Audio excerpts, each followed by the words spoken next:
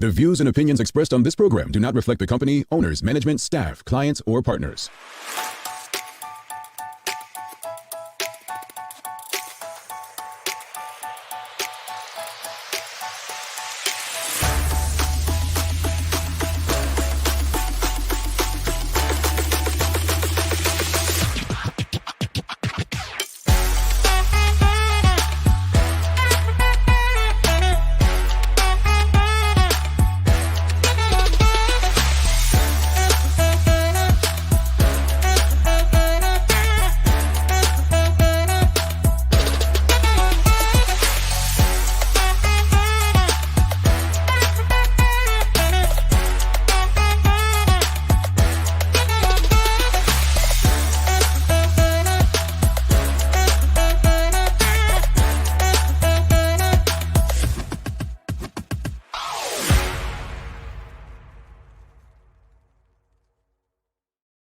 It's Tuesday, the 29th day of August, 2023. Welcome to Bermuda's Daily Talk Show. It's the Daily Hour brought to you by the BAC Group of Companies, Medical House, and Lindo's. I'm Jamel Hartman, and Maya Palacio will be with us in a bit to bring you the latest in her news break brought to you by People's Pharmacy. What's up, everybody? It's been a long weekend. I'm not going to tell you what I did. I just had a good weekend. Well, what did everyone do? Like, it's been a while. I mean, it's been, well, not a while, but an extra day than normal. And it's good to be back. I'm not like Sherry and them who can't wait till Friday, so I don't have to see you all again. Like, that's how they are. I actually miss you all, and I'm gonna repeat that and repeat it and repeat it till you realize I'm the good apple on the tree. But how was everyone's weekend? It was well, I'll tell you what I did. I went up to the north. I went north, and it was a bit weird because anyone who knows New England weather, it's probably one of the best places on earth to be in the autumn, like fall time, like the foliage, temperatures usually in the 50s, 60s, and really nice. And I think in the evening, it may have dropped down to like the low 60s, high 50s. So really, really nice temperatures I could live in 24/7. So New England, my home away from home. You know, someone actually said to me last year, said, would you ever move back home? And I thought they were talking about Bermuda. They were actually talking about New England because maybe I should say where New England is. It's not the UK, folks. New England, when I say that, I mean the region in the United States. That's up there where Connecticut, Rhode Island, Massachusetts, New Hampshire, Maine, and Vermont are. I've never been to Vermont, but it's all the same thing. I mean, you pretty much get good foliage during the autumn time, but had a great time and good company. And yeah, so what'd you all do on the weekend? I mean, my weekend was probably better than yours, but what did you do? I'm curious to know what you did. Let us know in the audience when you have a chance. But greetings, everyone, and thanks for making us part of your daily routine. We have a good one today as Martha Myron. She's a financial blogger. You've probably seen some of her writings in the Royal Gazette. She's on YouTube as well. She's on today. We're going to be discussing cybercrime. If you tune into Maya's news breaks, you would hear over the last year or so that, you know, the police have continued to put out notices about individuals or collective groups being scammed online. So cybercrime is a thing in Bermuda. So looking forward to this conversation. We have to find ways to not just protect ourselves, but protect vulnerable people in our lives. I'm not going to call any names, but I have a older relative who, you know, clicked an email within the last year, not realizing they shouldn't have clicked it. So we have to protect those even when they seem young and believe they're young. And it's not an age thing. Let me be clear. It's not an age thing. It could be just an understanding of technology. So looking forward to the conversation. The daily play is a remember when. So I wonder if Maya's going to come back for this history, because I don't have a question for you all yet. So I have to go to our new history channel game to get you a question. But if you get the answer right, I guess we'll give you a little something, something. All right. Don't forget to subscribe on our website, thedailyhour.com. Follow us on all of our social media channels to stay up to date with all that we have going on. Help us grow beyond the mic as we do our part to continue to improve our community. Well, we have a lot to talk about. And I think it's probably only right to start this show off, and Maya will probably go in more detail about it. But unfortunately, we did have our 12th road fatality of the year. And it has been made public that it was the son of one of my favorite people, not because she was a politician, but because she was a mother, an educator of a generation, the Honorable Dr. Nalitha Butterfield. And Mike, you all may not know this, but if there's a person that reaches out more about the Daily Hour via WhatsApp, um, sometimes it's tough loves, sometimes it's keep up the good work, but it would be her. And so to her, I mean, on behalf of everyone who tunes into this show, who's a part of this show, we really, really do send our sincerest condolences, love, comfort, everything we possibly can in this moment to her and her family during this time. So again, not a call that any parent wants to wake up to, nothing anyone wants to experience. But again, Maya will probably share more details about Bermuda's 12th fatality this year.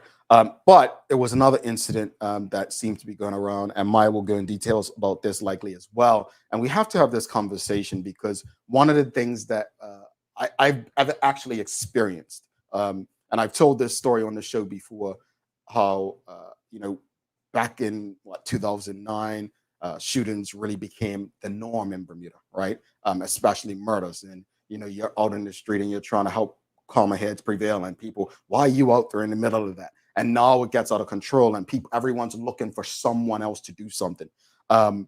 We saw, there was a video that was going around which the police have asked people not to share, of a man, looked like a domestic dispute, fighting a woman, or not fighting, because a fight takes two parties. It looks like hitting a woman.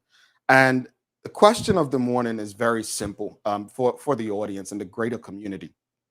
And it's a broad question, is when you witness violence in public, what's the best way to react? Because I don't quite know if we truly know how to react as a community. Do we call 911? Do we run and protect ourselves?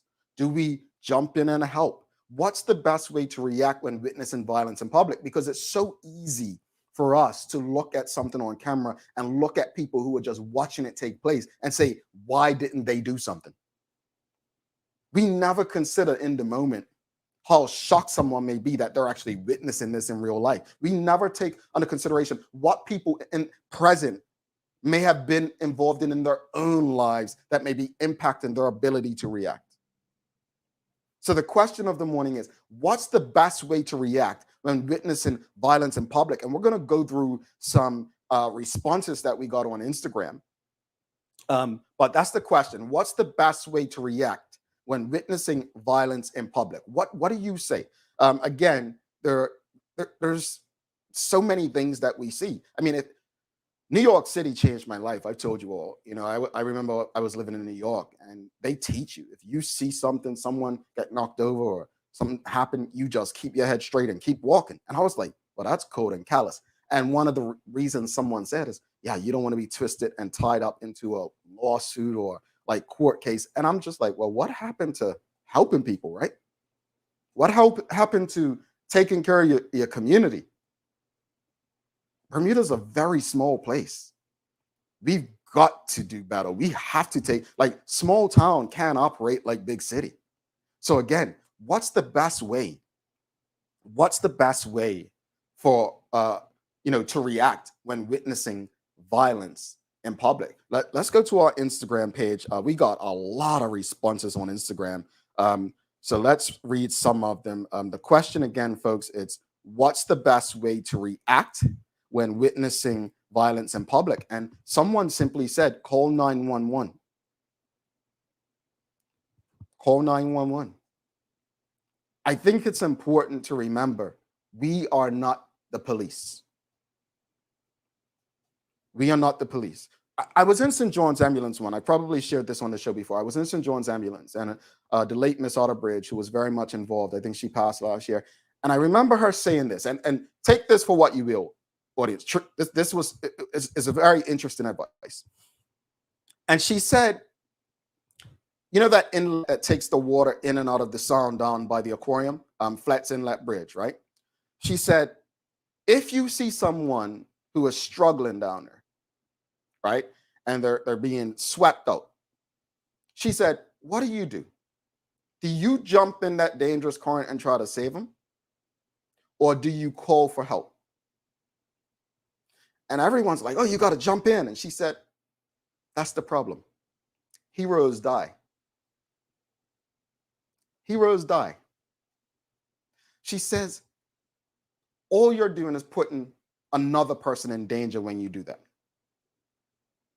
She said, we have to stop and think, because the stopping and thinking could probably save our lives rather than trying to play hero. So that first response, what's the best way to react when witnessing violence in public? Call 911. Don't try to play hero. Probably get the right people involved. Now, I know, again, this is a broad question, so there could be various things. It could be, well, you know what? If I don't do something, this person's going to die. And if you do, 2 people may die. Another person says, record the incident because the film never lies, and technology. Well, that's not true. Maya and I can both edit video to make video. Not saying we would do that, but video can lie. It's been proven in courts that you all watched Family Matters back in the day, and I'm not making light of it, but you can make video do what you can make audio do with the technology that exists today. So video can be doctored. So don't believe that film never lies and technology doesn't. But I take your point. Get it on video, and it's stronger than not having it. Only share said film with the authorities. That's a key piece. Don't share it in your WhatsApp groups and send it around, and send it to the necessary people. All right. Another person says, call the police. Same as call 911. Call the police. What's the best way to react when witnessing violence in public? Another person says, call the police. Someone said, sadly, these days, it's very risky to get involved. It is. Because you don't know what weapon someone may have, right? You don't know who else may be there with them that's standing in guard, right? So this person says, record and call the police. Okay, we're smart. Another person says, record and report to the police. Okay. Another person says, find a safe space and call the authorities. Find a safe space and call the authorities. Another person says, leave. That's simple. Just leave. Leave. Again, what's the best way to react when witnessing violence in public? A person says, sadly, probably, but I don't try to witness it. They don't want to see it. I usually remove myself immediately. Well, I hope once you remove yourself, you kind of help say something. But again, I don't know what you've been through. Everyone's experiences are different, so you may be triggered by something. Another person says, call 911. That way the proper authorities could diffuse the situation. All right, so that's what we have on our Instagram. Live audience, let us know. Again, there's video that has gone around about a man putting his hands on a woman. Some people have questioned why people that were present didn't do anything. Truthfully, we only saw what we saw in the video. We don't know how long that video was. We don't know what happened prior. We don't know what happened after. So what's the best way to react when witnessing violence in public? Ebony Souza, she says, call the authorities. Help if you safely can. De-escalate with words and distance. Each situation is different, but turning a blind eye ain't it, in my opinion. Turning a blind eye ain't it, in my opinion. Yeah, I hear you, Ebony. I don't think turning a blind eye helps. But is turning a blind eye leaving and then calling the authorities, or is it acting as if you never saw anything at all? What does turning a blind eye mean in this instance? Again, what's the best way to react when witnessing violence in public? Audience, let us know. Like, what would you do? What would you advise? Like, you have children, you have family. What would you tell them to do if they saw something? Sam Cat Place says, if someone can take out a cell phone and video record the incident, they are not in shock. Use the phone to call for help. Shaking my head, people disappoint me. Well, keep in mind, Some video isn't necessarily recorded on a phone anymore because everyone's got CCTV. Some people have dash cam. Some people have, just security cameras. So keep in mind, a lot of things are going to be recorded anyway. But I do take your point. Um, why record when you can call for help? That's an interesting one because there were people who were saying on Instagram to record the incident and call for help. But if you only have one device, I'm not quite sure. I don't know. I don't think Samsung allows you to record while being on the phone. I don't know if Apple or iPhones do that, but I'm not quite sure you can make a phone call and video record at the same time. Let us know, audience. Can you video record and make a call at the same time? That's interesting. I don't know. I wouldn't know. But Sam, that's an interesting one. You're absolutely right. If someone can record the incident, they're probably not in shock, or maybe it's a different kind of shock. Maybe they are in shock, and it could have happened to them, and their case didn't move forward simply because it was my word against their word, right? So maybe they're trying to get something on video because of what happened with their situation, right? I don't know. Audience, let us know what's the best way to react when witnessing violence in public. How would you go about handling such a situation? What do you think is the best way? It's no easy right or wrong answer. There's no easy answer to this. I don't think there's a right way to do this. Everyone's going to react differently. Some going to react based on their own lived experiences. Some are going to react based on their professional experiences. Some people may be in this space. What I will say, I'll just go back to the example earlier I used is, things happen so fast. You may not have the opportunity to assess the situation at the time. But just remember, heroes don't really come out unscathed, right? Sam Cat Place tells me, no, you can't video and make a call on a Samsung at the same time. So, yeah, why not call? Yeah, just call for help. And if there's more than one person there, maybe, you can tell someone, hey, can you call 911? I'm going to record this, or someone else record and you call 911. Maybe that's the answer to it. I don't know. What I do know is anyone who can just leave and do nothing. This is not a criticism, but I hope that nothing ever happens to you and you're in need of assistance. I just want to keep that in mind. We never know when our day will come when we're going to need help, assistance, or someone to do something for us. And we just have to ask ourselves, and if a case like that happened, what would we do? What would we want someone to do for us? I don't think turning a blind eye, leaving, and acting as if we saw nothing or nothing happened is in any of our best interests. So hopefully,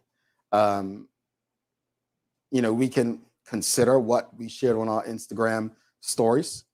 Some of the responses, they were very consistent. Call 911, call for help. It's important to remember that there are resources available for these times.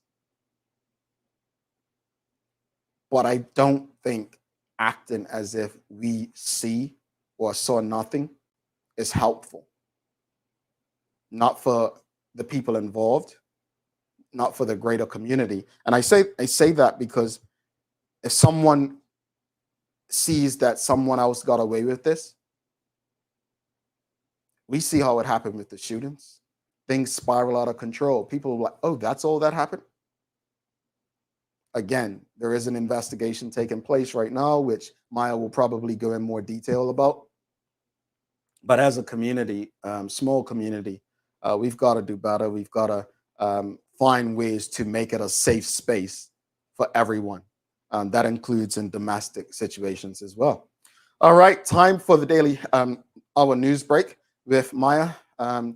It's been a long weekend, so chances are we've got a long news break. So hang in, and then we've got Martha Myron coming up. We're going to be discussing cybercrime. So get your friends, your family tuned in, and let's get on for the rest of the ride for this episode of the Daily Hour.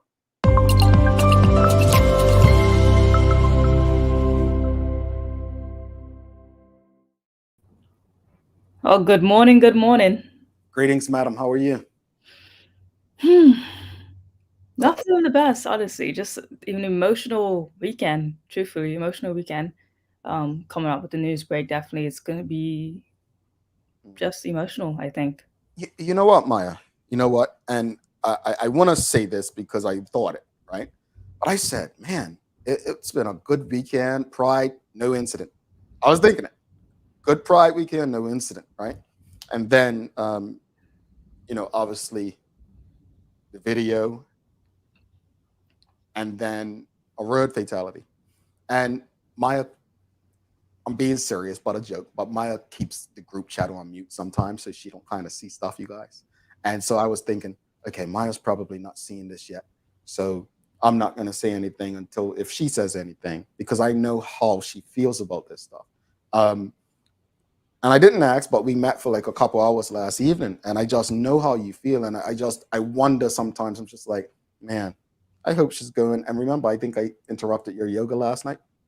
So I was hoping that afterwards you went yoga, and I know how relaxing it can be, but it's tough. It's tough. And I tell people all the time, doing this work, it may not be lifting a brick every day, but the mental and emotional side of it is a lot.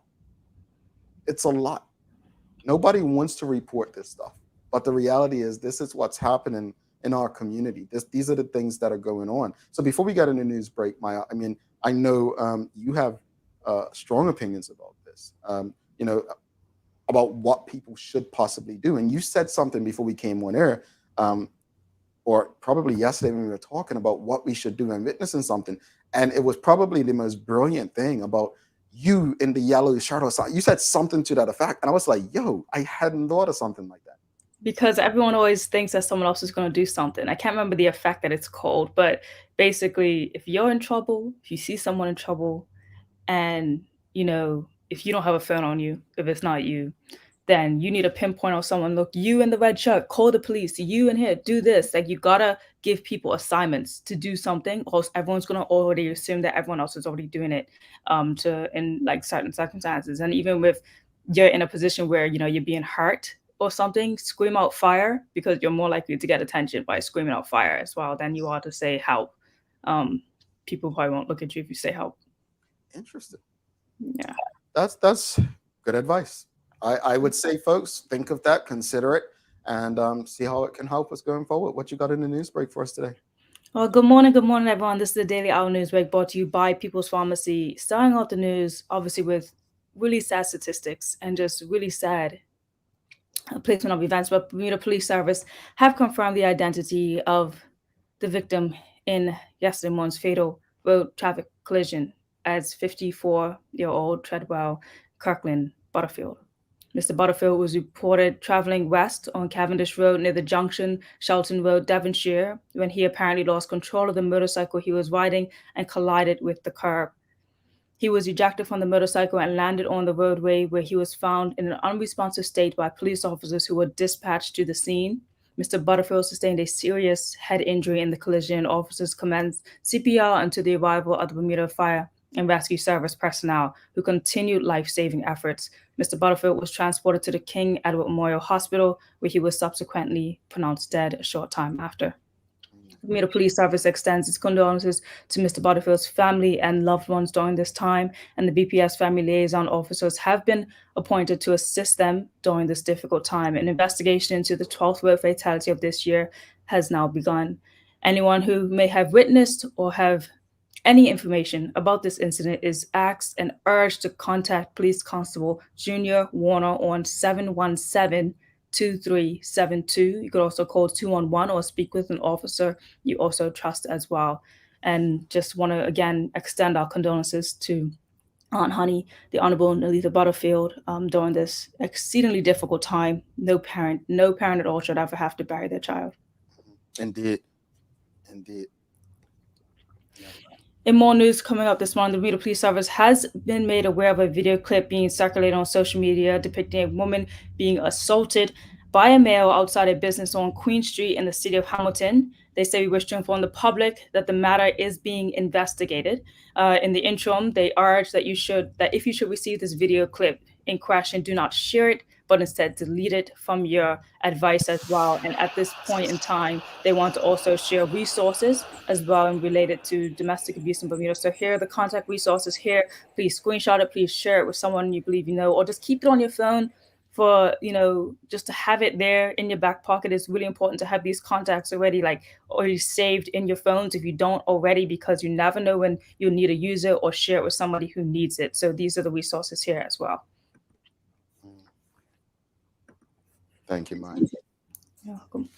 And more police news coming into this news break, but officer discharge, you may have heard about this one, about the Bermuda Police Service, can confirm that Millen Simons has been discharged from duty following the guilty verdict recorded against him on Tuesday, the 15th of August, in a magistrate's court trial in relation to a charge of intruding on the privacy of a female and trespass.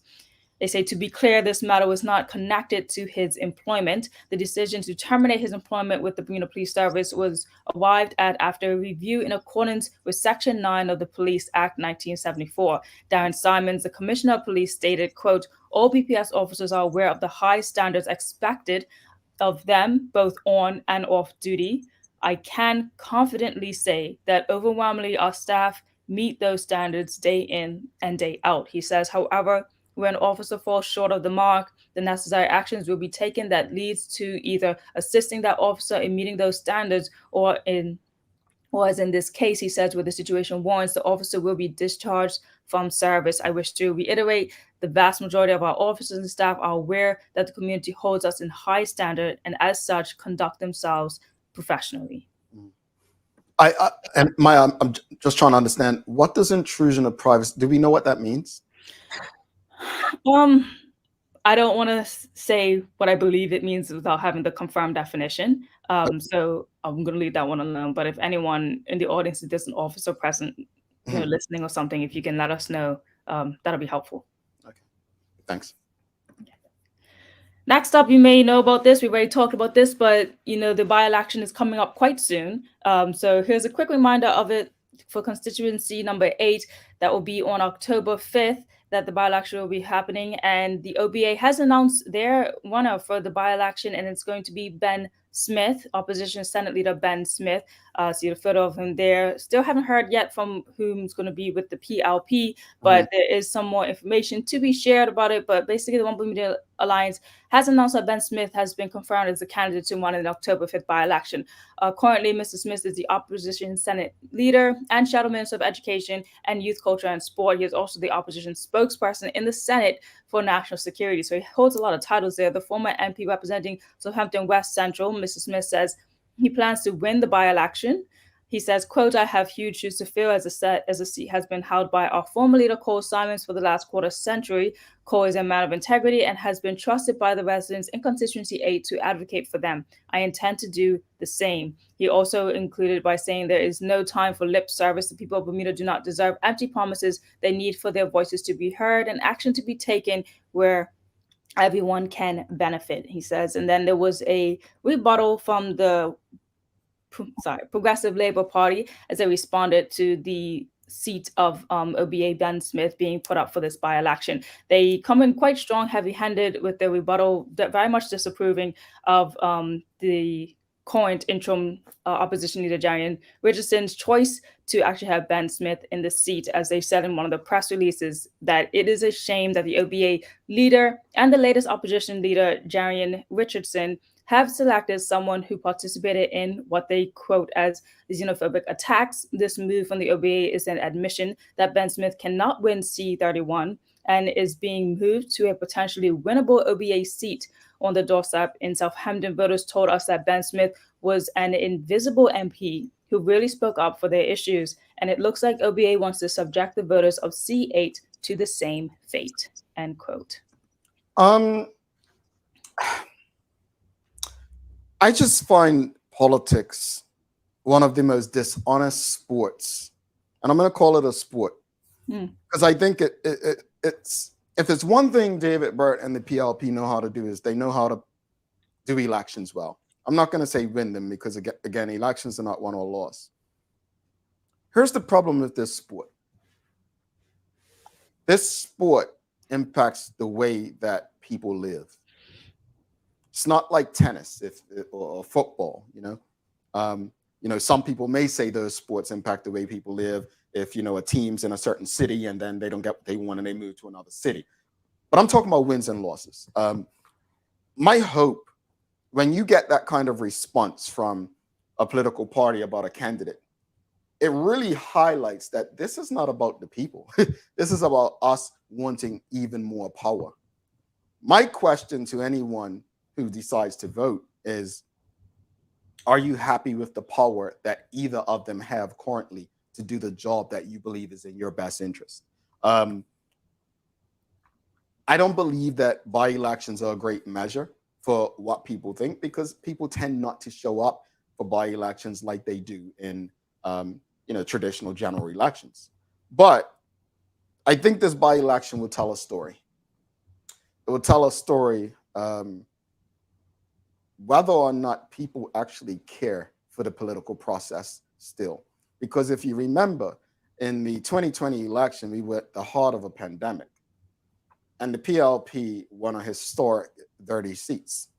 Well, again, elections are not won or lost.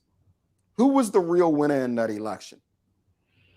I could tell you what, as time has proven, it has not been the voters. And I'll leave it at that.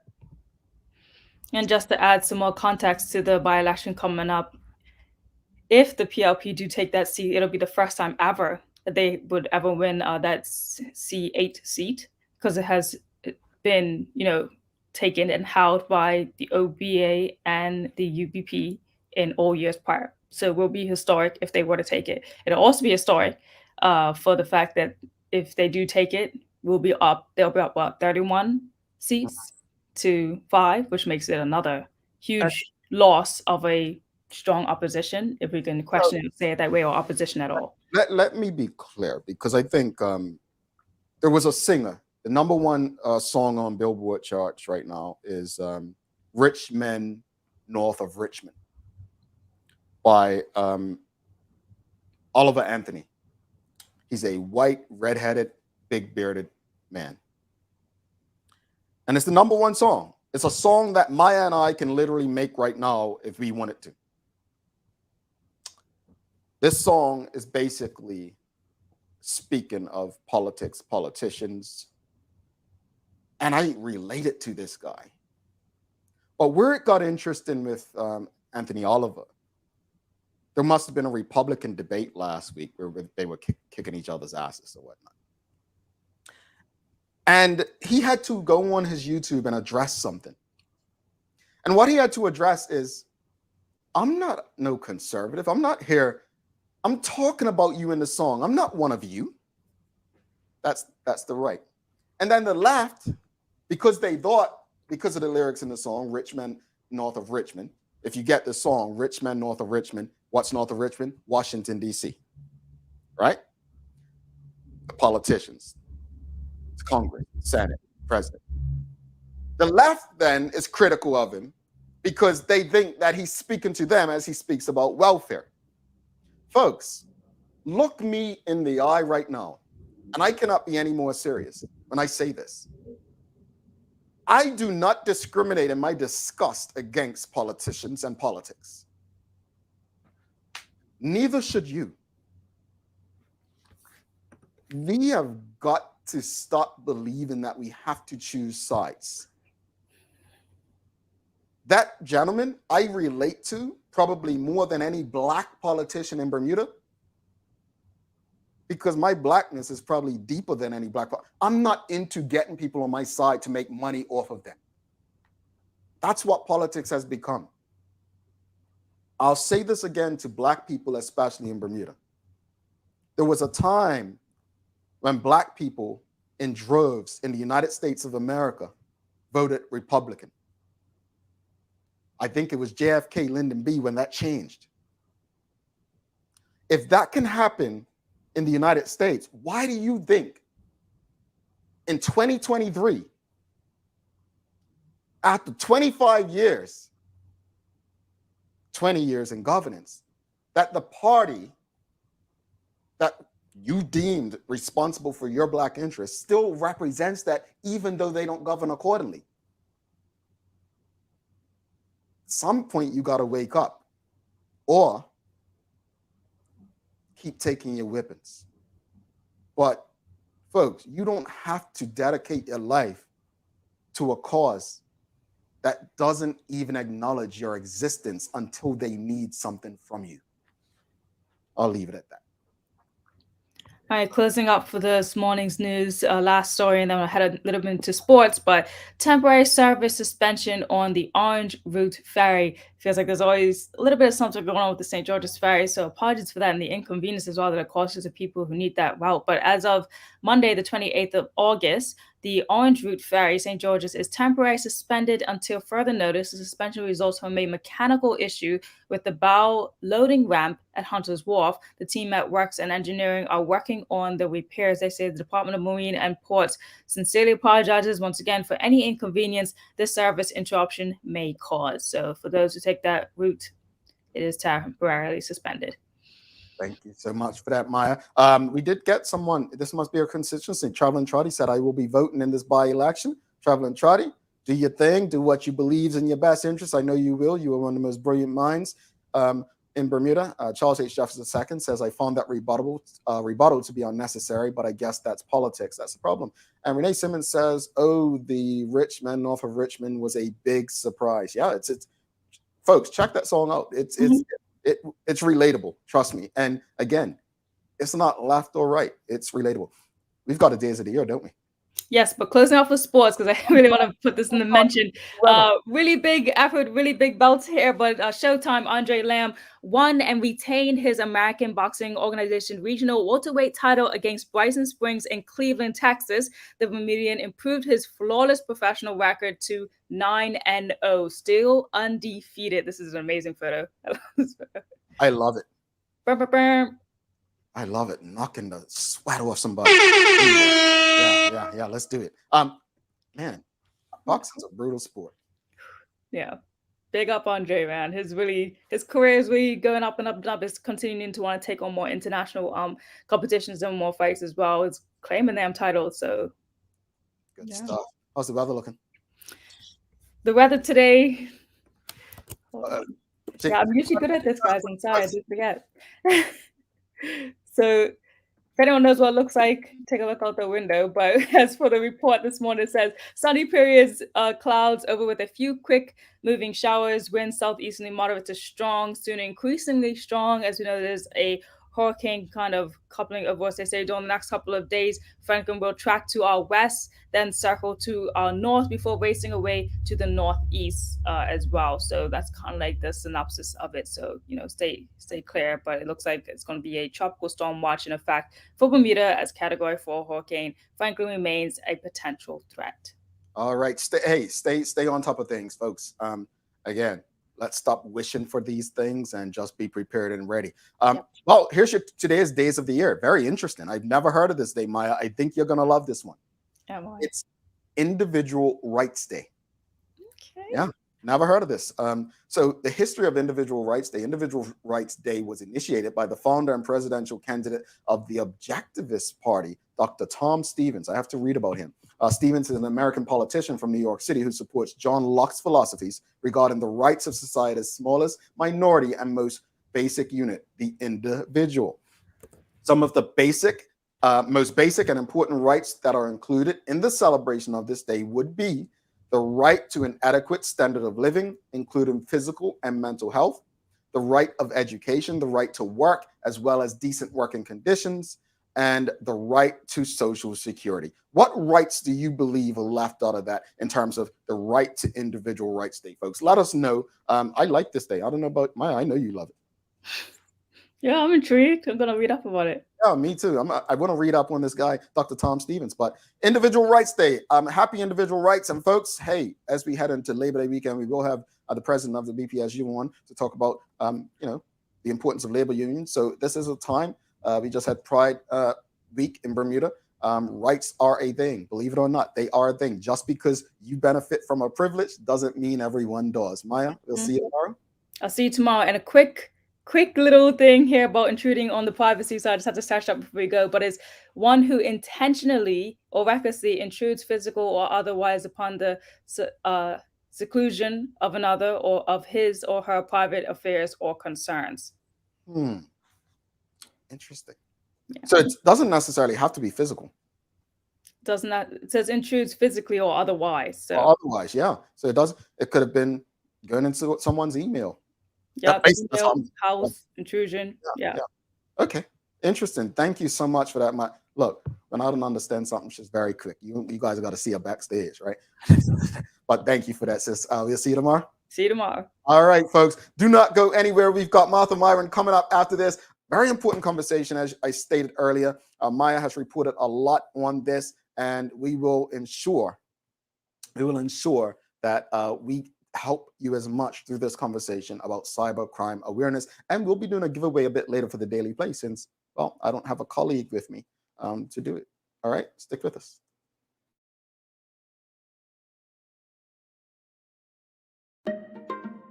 People's ACW, located at King Edward VII Memorial Hospital, carries over-the-counter medicines, toys, cards, and even toiletries.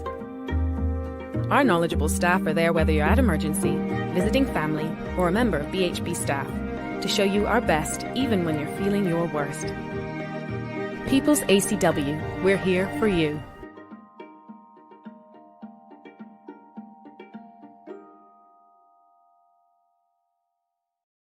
Welcome to the new bulk store, Lindo's Next Level.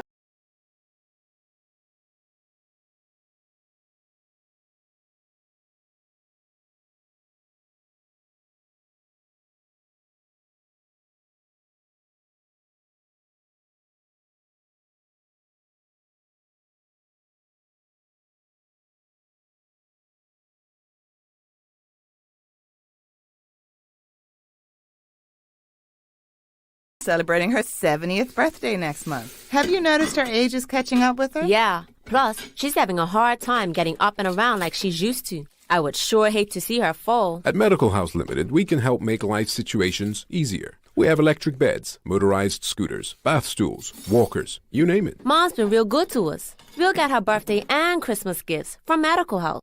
Medical House has relocated next to the Dandytown Field, number 6 Bakery Lane, Pembroke. Telephone 292-3622. Welcome back to the Big Show. I'm Jamel Hartman. It's the Daily Hour brought to you by the BAC Group of Companies, Medical House, Lindo's, and People's Pharmacy. Folks, please don't forget to subscribe on our website. Follow us on all of our social media channels to stay up to date with all that we have going on. Help us grow beyond the mic as we do our part to continue to improve our community. Without further ado, let's bring in our guest for the day. We've got Martha Harris Myron, and we're talking about cybercrime awareness. Let's give her a warm TDH welcome. Welcome. How are you? I'm terrific. Can you hear me okay? We can hear you very fine. Fantastic.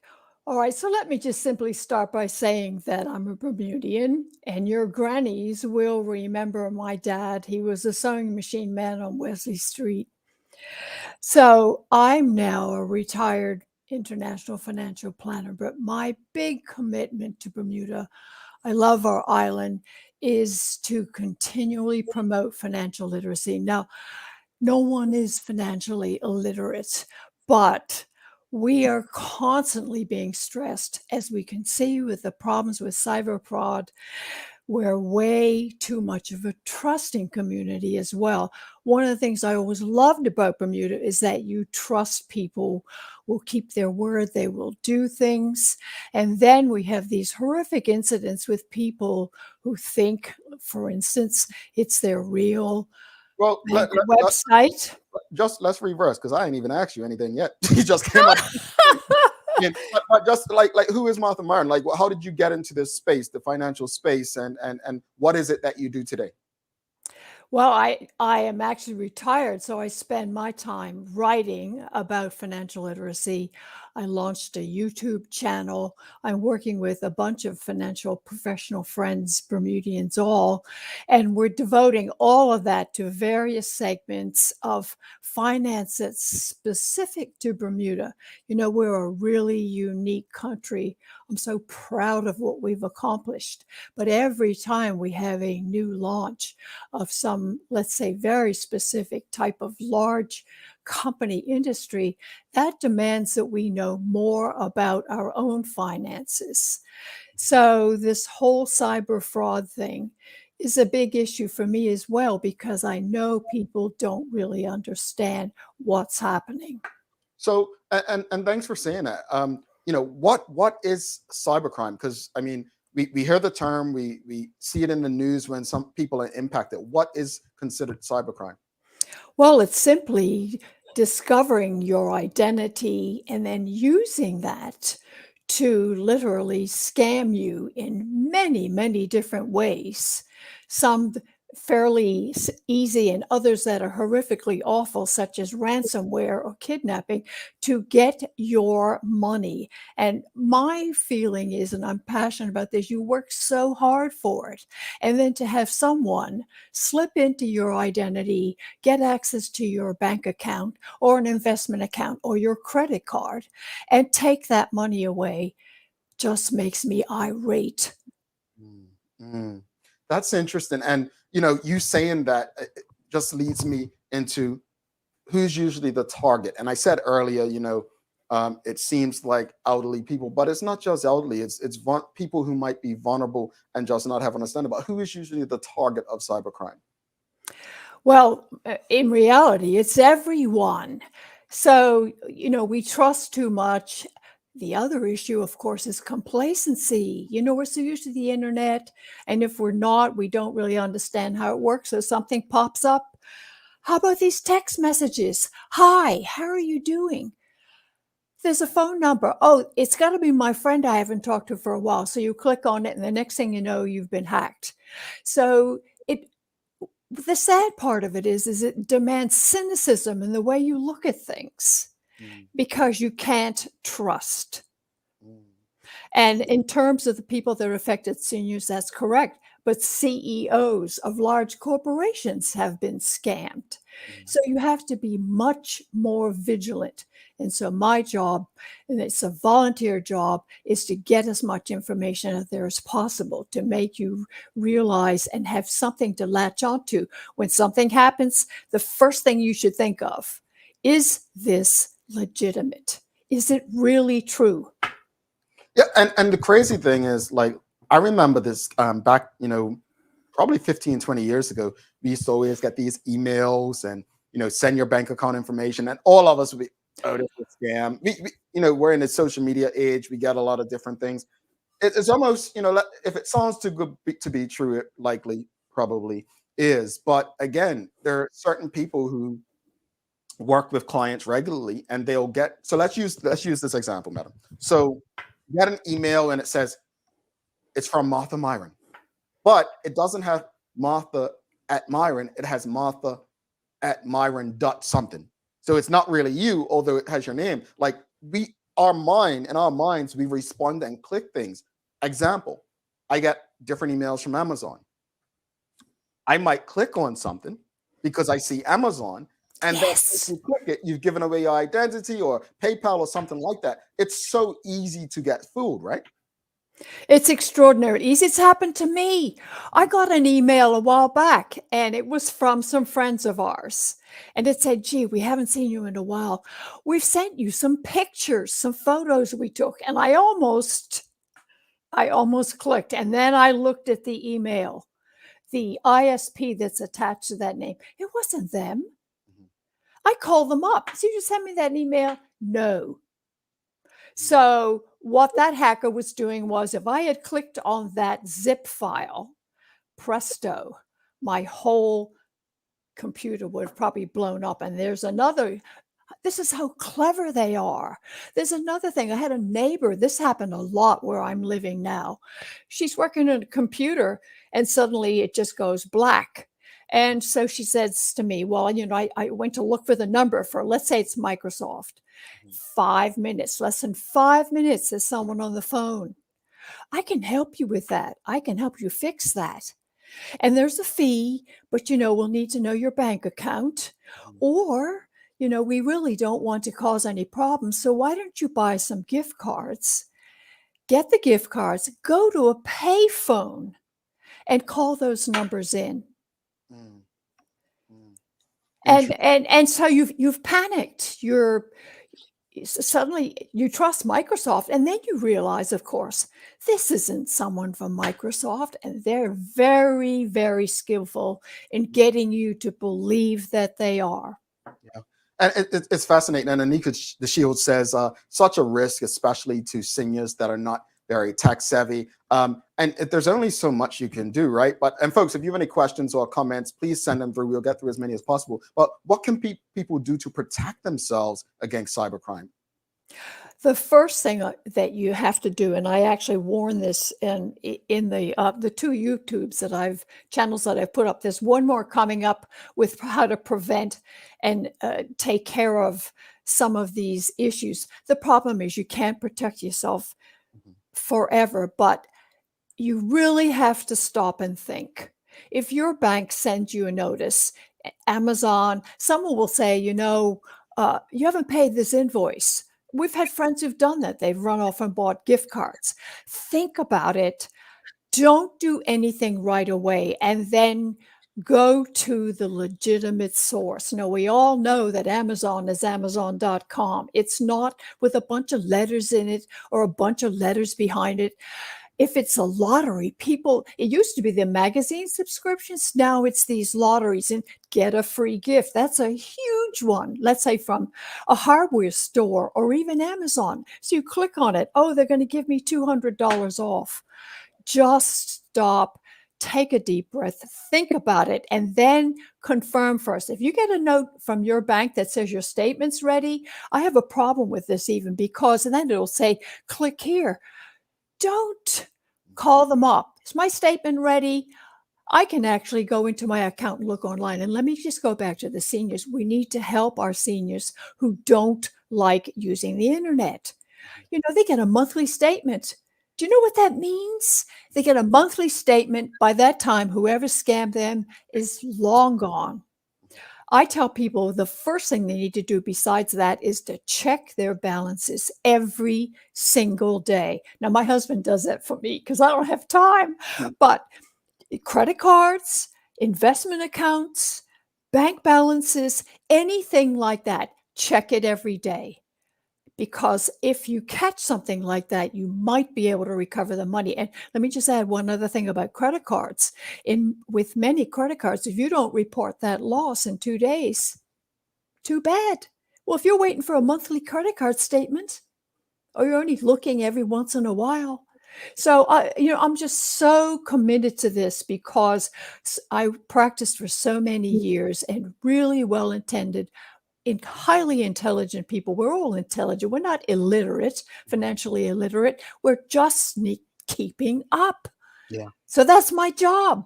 Yeah. I love it. I love it. I absolutely love it.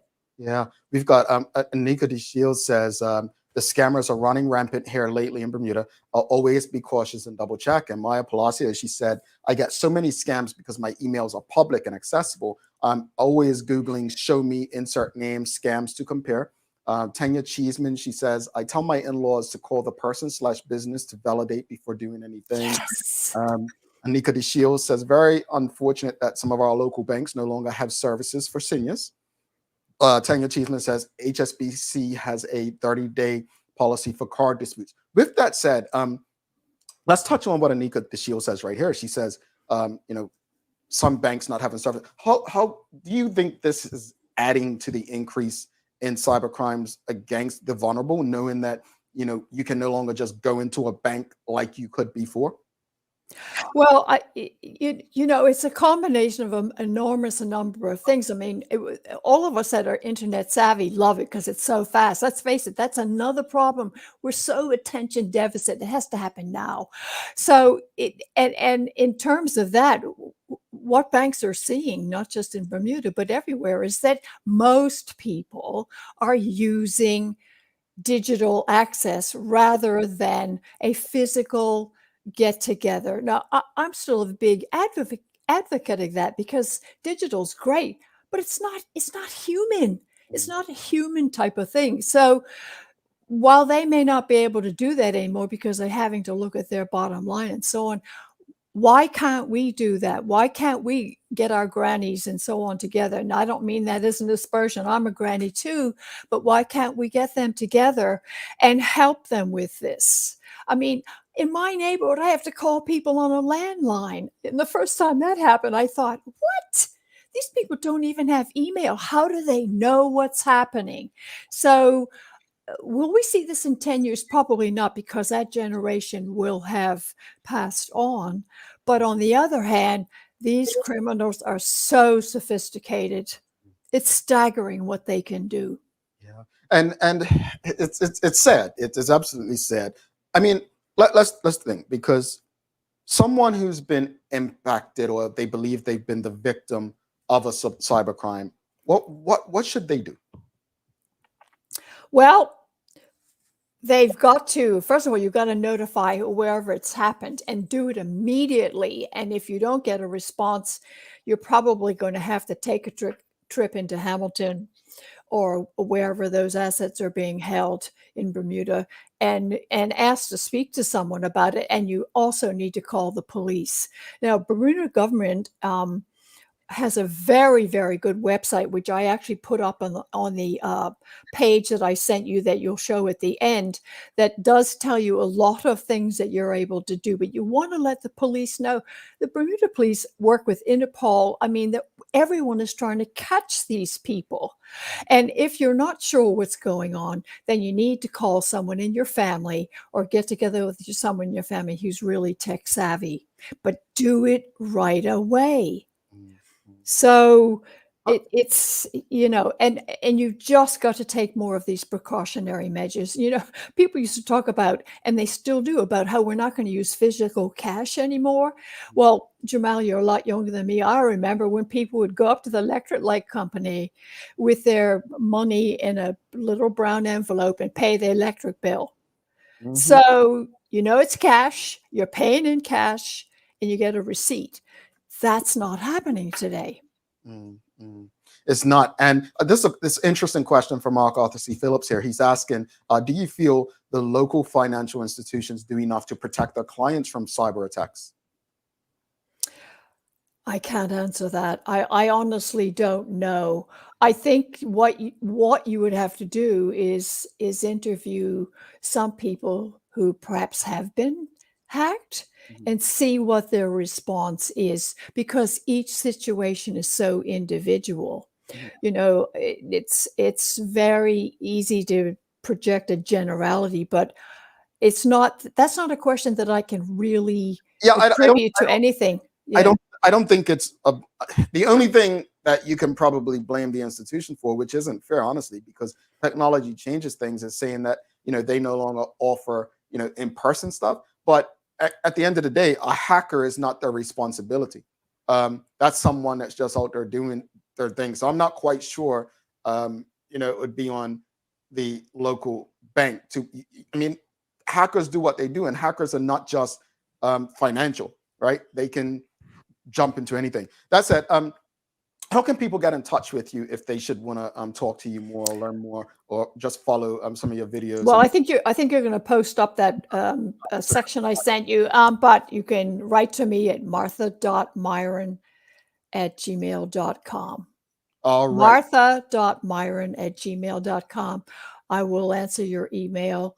Perhaps I'll be able to be on again, or we can talk more about some of the ways we can protect ourselves. No, I think this is a conversation that needs to be ongoing. Actually, it needs to be ongoing, because as Maya has done numerous reports via the police to talk about this very topic. Yeah, one thing I would say is that banks are moving faster now. Some of the banks are starting to require you change your password every 30 to 60 days. So that's going to be a challenge right there. Now you're going to need a password book, and maybe it better be in paper, not the kind where you put all your passwords online. You know what the challenge is for me? I do have, I try to keep my password the same on everything, but some of them make me change every 6 months. Some of them make me change once a year. Some of them every couple months. And it's like, I actually forget what passwords are which.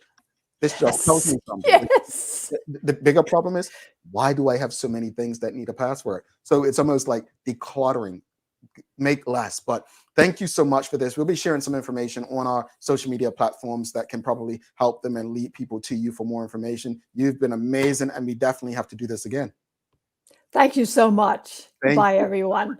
Have a good day. Martha Myron, folks, if you appreciated the conversation, please give us a thumbs up, a love, a like. Make sure you can, Charles H. Jefferson II, he says, I disagree, Jamel. Banks can allow customers to set up alerts for transactions. I don't think they do that in Bermuda. I do kind of use Bermuda banks, I guess. I don't know if, I think the point I'm making, Charles, is a hacker's going to hack. If you understand how hackers work, we can, could the banks do more? That's like us saying, like, what more is there any more we can do to be better? Hell yes, there's always going to be room for improvement. The point is no, banks can do a lot more, maybe, but that's not going to stop what the hacker can do. They will find a way. I think that was the point. And I think what she was saying is she's not in a position to kind of answer what they can do. Misha Fabulous says, keeping the same password is one of the worst options. There are offline password manager options. Help a brother out, Mish. This is your space, bro. Come on now. Anika said she learned a trick to manage passwords from IT guys. Jenna Maynard says, good conversation. Misha Fabulous says, Clarion has alerts on credit card purchase. Clarion's damn good and annoying with it. Like, I got a call every time. Mr. Hartman, did you hit this transaction? It can be so annoying. It's good for us, but it's annoying. HSBC does as well, says Tanya Cheeseman. Yes, they do. HSBC has transactional alerts and BNTV. So, Charles, there you go. They all have the alerts. So what more can they do, Brother Charles? They have the alert. Give us some ideas. We're going to take a quick break. Come back. Somebody's going to get a giveaway because we're going to get a question from history. Stick with us. Don't go anywhere. If you haven't been to ER Fisheries in a while, it's time to hop in the car, drive east, and come check out what we have to offer. ER Fisheries and Foods is a Bermuda-based food company that sells a variety of food products to local customers. We are, of course, known for high-quality food items, including specialty meats and seafood, but we offer so much more. We have evolved from a small community-driven ordering window to a modern freezer front with easily accessible products. Our newly revamped store offers customers a top-tier shopping experience, and we also offer delivery. Regardless of your preferences or diet, we have something for everyone, including chicken, many varieties of seafood, pork, lamb, beef, plant-based items, fruit and veggies, bread, dairy, and grocery items. So come check us out for your specialty grocery needs. ER Fisheries is open Monday through Saturday from 10 a.m. to 6:30 p.m. at 134 Marginal Wharf, Southside St. David's. All righty, welcome back. Thanks again to Martha Myron. Folks, if you appreciated the conversation, please give us a thumbs up, a love, a like. Make sure you share it. I thought it was a very good conversation. Thank you so much to Ms. Myron. Honestly, it was a really, really helpful conversation. I don't think we've discussed cybercrime in that regard previously. So definitely appreciate her sharing the information. Again, she writes, she blogs. Check her out. So if you know someone who has these kind of issues, and it could happen to any one of us. You don't have to be a certain age. Keep that in mind. All right. It's time. Thanks again to the BAC group of companies, Medicals, Lindos, and People's Pharmacy for ensuring we can have these important conversations with you on a daily basis. It's time for the Daily Play brought to you by Bermuda Trivia, now available at Stores Door Bermuda. Follow Bermuda Trivia on Facebook, Instagram, Twitter, and TikTok to find out why it's Bermuda's favorite trivia game. All right, audience, you are ready. It's a remember when. First person to type the answer correctly, and you will need Google, will get themselves a gift, and I'll tell you what it is once you get it right. All right, here we go. From the History Channel we go.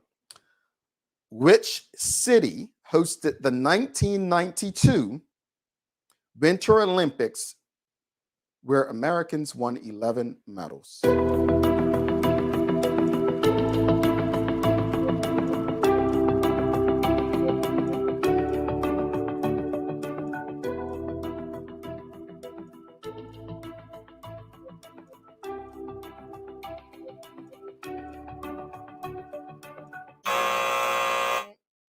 No one got it.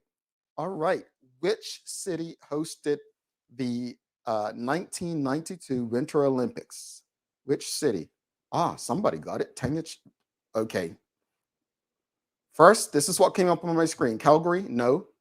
France is not a city, it's a country, but the country was right. And Albertville, it was in France. Stacey Ann Brown showed up first, and then Tanya Cheeseman showed up. China is not a city, it's a country. Albertville, Sheldon Fox was right as well. Barcelona was the 1992 Olympics, summer games, not the winter games. So, yeah. So, who was the first person? Stacey Ann Brown on our screen. So, Stacey Ann Brown, you get yourself a mug. So please send us an email. You're becoming a serial winner, Stacey Ann Brown. It was Albertville, France. That is the answer. All right. Yeah, you all are pretty good. I'm just saying, I mean, I'm not trying to talk about anybody, but Sherry and Sancha and Larry, they wouldn't have got that. They wouldn't have got it. But I think they have a strategy. What they do is they like text each other, like whoever's on the show will get a text from the other, like the other person will be Googling and send it through. So if you ever watch them, their eyes go down, they're waiting on the text from their colleague so that they can type the answer. You all don't do that. I have faith. You didn't Google that. You knew that. You knew that because you're trustworthy people. You're trustworthy people. Anyway, let's wrap it up. Folks, we had the question this morning. What should we do if we witness violence, right? We had that question, violence in public. And I don't think there's a right or wrong answer. I really don't. But what I will say is I think the consensus was call for help. Call 911. We probably don't want to put ourselves in the mix. And as stated previously, one of the lessons in St. John's Ambulance is you don't want to be a hero if a hero means adding fuel to a already big fire. So call for help if you can, if you have access. The conversation with Ms. Myron, honestly, I appreciated it. Hopefully everyone found it helpful. You can use this information to help your family, your friends, your community, and yourself. Protect yourself, especially when it comes to banking scams. Cybercrime is real. Hackers are real. Protect yourselves as much as possible. It's time for the ER Fisheries and Foods Daily Inspiration. And here's your daily inspiration for the day. The ultimate measure of a man is not where he stands in moments of comfort and convenience, but where he stands at times of challenge and controversy. And that's Dr. Martin Luther King, who I believe yesterday was 60 years since his I Have a Dream speech. Wow, 60 years. I think that speech is almost as old as Sherry. Anyway, all right, folks, on that note, don't forget to subscribe on our website. Follow us on all of our social media channels to stay up to date with all that we have going on. Help us grow beyond the mic as we do our part to continue to improve our community. Thanks again to our partners, the BAC Group of Companies, Medical House, Lindo's, and People's Pharmacy for ensuring that we're able to do this with you on a daily basis. As always, we appreciate you, we love you, and we thank you for making us part of your daily routine. If all goes well, we'll be back to do this again with you tomorrow. I'm Jamal Hartman. Please do make it a safe and a great day. We are out. Peace.